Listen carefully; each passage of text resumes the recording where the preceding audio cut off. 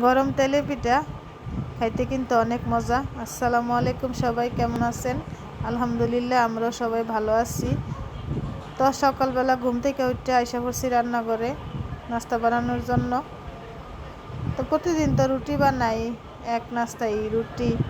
তা আমি আবার এত পিঠা সিঠা কিছুই বানাইতে পারি না। আমার বাবার বাড়ি যেহেতু কাছে, আমার আম্মাই সব পিঠা বানায়, আমরা যাইয়া খাই, সব পিঠা বানাইয়া দেয়া দে।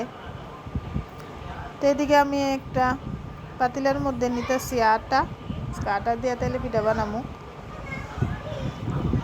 আমি আটার মধ্যে দিতেছি চিনি, পরিমাণ মতো চিনি দিতেছি আটা অনুযায়ী।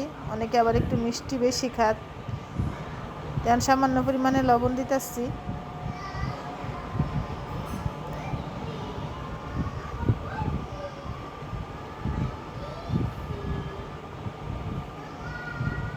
তো এইদিকে আমি আটা চিনি লবণ একটু মিক্সড করে নিছি।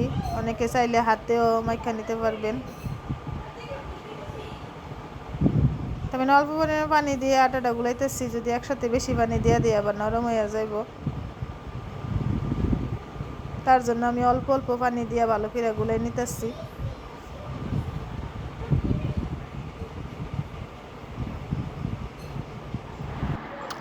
এই তো আমার আটাটা গুলানো শেষ।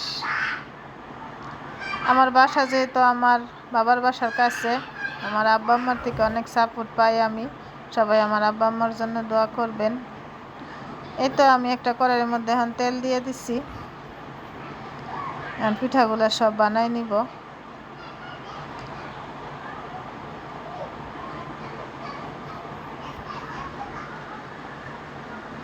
এই তো আমার তেল গরম হয়ে গেছে, এখন আমি কাই দিয়া দিতেছি কড়াইয়ের মধ্যে।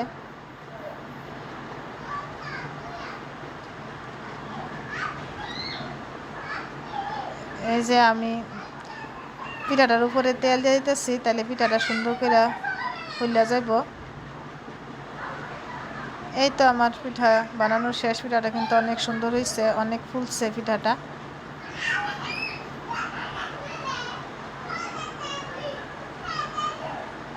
তো এইভাবেই সবগুলো পিঠা আমি বানাই নিছি। এই যে আমার পিঠা বানানো শেষ।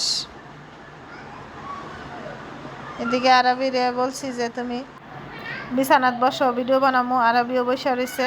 এই তো পিঠা নিয়ে আসলাম। পিঠাগুলো খাইতে কিন্তু অনেক মজা হয়েছে।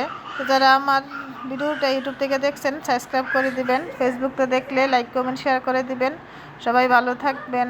আল্লাহ হাফেজ।